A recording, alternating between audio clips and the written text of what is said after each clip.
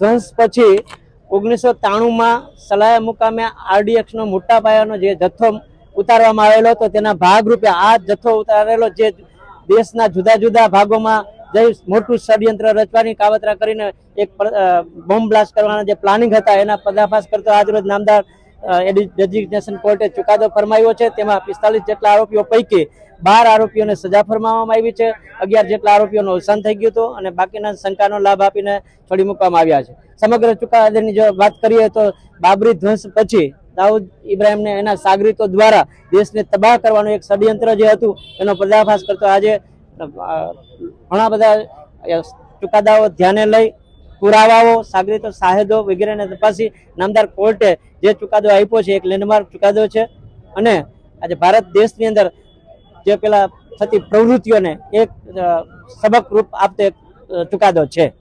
ક્યાં લેન્ડિંગ થયું હતું અને ક્યાં એનો ઉપયોગ થયો હતો? સલાયા મુકામે આનું લેન્ડિંગ થયું હતું, સલાયા મુકામે અને ગોસાબારા આનું લેન્ડિંગ થયું હતું।